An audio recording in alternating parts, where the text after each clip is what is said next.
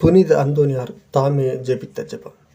ஓ ஜெகஜோதியே, இணையில்லாத இறைவா, என்றும் வாழும் எல்லாம் வல்ல தந்தையே, அறிவையும் ஞானத்தையும் வழங்குபவரே, இருளையும் ஒளியையும் உண்டாக்கியவரே, ஞான வரங்களை அபரிமிதமாய் வழங்கும் தூய வள்ளலே, உலகம் முழுவதும் நற்செய்தியை அறிவித்து அதனை நிலைபெற செய்யும் கூறிய வாழ் போல என் நாவை பயன்படுத்தும்படி என் இதழ்களை ஆசிர்வதித்தருளும். ஓ ஆண்டவரே, நீர் செய்து வரும் அளவற்ற அற்புதங்களை அனைவருக்கும் எடுத்துரைக்க என் நாவை கூறிய அம்புக்கு ஒத்ததாக செய்தருளும்.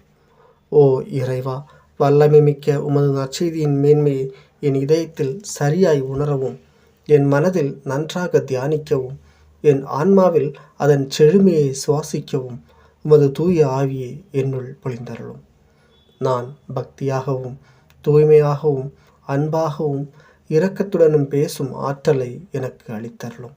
ஆதி முதல் அந்தம் வரையில் எனக்கு ஞானத்தை கற்பித்து நல் வழிகாட்டி என் சிந்தனை, சொல், செயல் ஆகியவற்றை சிறந்த முறையில் வழி நடத்தியருளும்.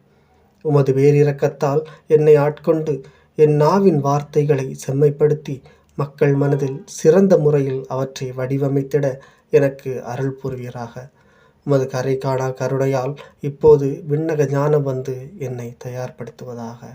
ஆமேன். புனித அந்தோனியார் இஜெபத்தை ஒவ்வொரு பிரசங்கம் தொடங்குவதற்கு முன்பும் இதனை ஜெபித்து வந்தார். இதன் மூலப்பிரதி இன்று வரையில் பதுவா நகரில் பாதுகாக்கப்பட்டு வருகிறது.